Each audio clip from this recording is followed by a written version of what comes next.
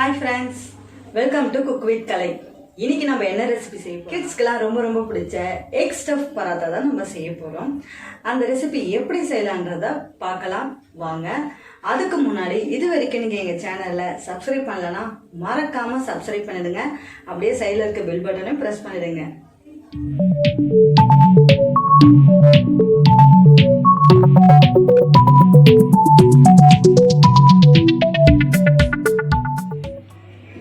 Egg stuff செய்கிறதுக்கு egg எடுத்திருக்கேன்.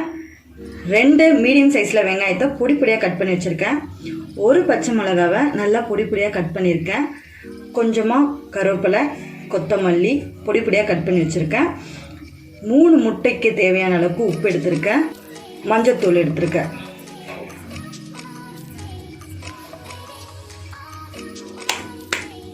நான் ஒரு 3 முட்டை எடுத்துக்கிறேன். இப்போ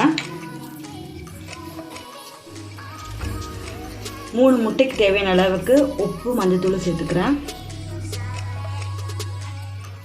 கருவேப்பிலை, கொத்தமல்லி,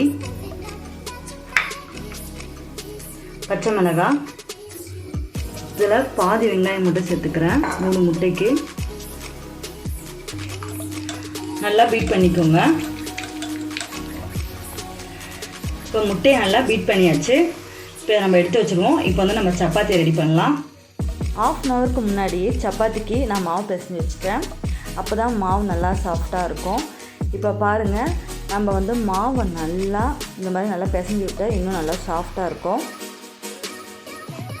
கொஞ்சமாக மாவு எடுத்துப்போம். மாவில் நல்லா டிப் பண்ணிக்கலாம்.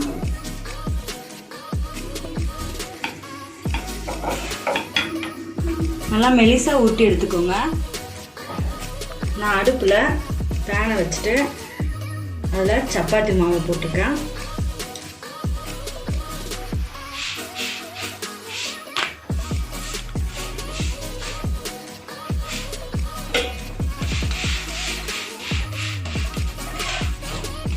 ஒரு 2 வாட்டி இப்படி திருப்பி விட்டுக்குங்க. அடுப்பை ஸ்லோவில் வச்சுட்டு நம்ம எடுத்து வச்சுருக்கோம்ல எக்கு அதை சேர்த்துக்குவோம். இப்போ இதில் இந்த சைடாக அடி சப்பாத்தி மடிச்சுக்கலாம். இந்த சைடாக மடிச்சுப்போம். இப்போ இந்த சைடாக ஒரு வாட்டி மடிச்சுக்கலாம். இந்த சைடும் மடிச்சுப்போம். மடிச்சுட்டு இதில் அப்படியே கொஞ்சமாக எண்ணெய் சேர்த்துக்கலாம்.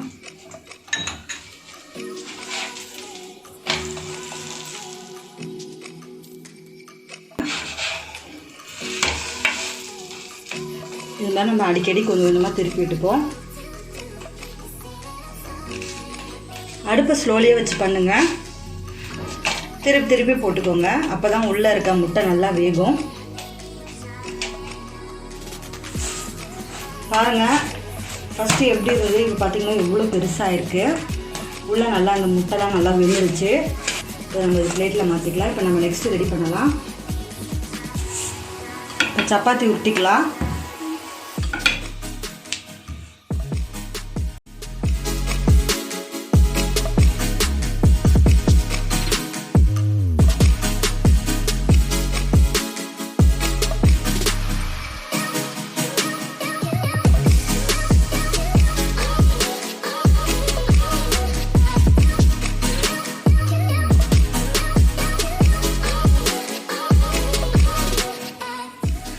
இப்போ இதை நம்ம நல்லா அழகாக கட் பண்ணிடலாம்.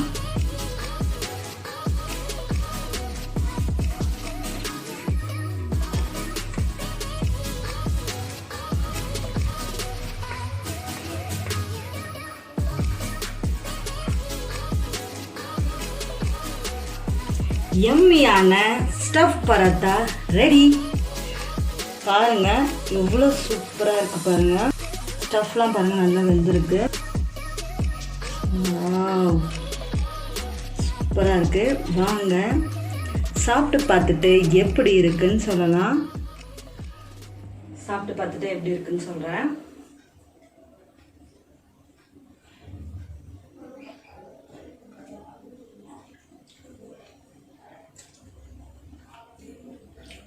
சூப்பராக இருக்குங்க.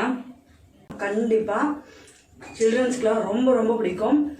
அடிக்கடி விரும்பி விரும்பி கேட்பாங்க. அந்த அளவுக்கு சூப்பராக இருக்குது.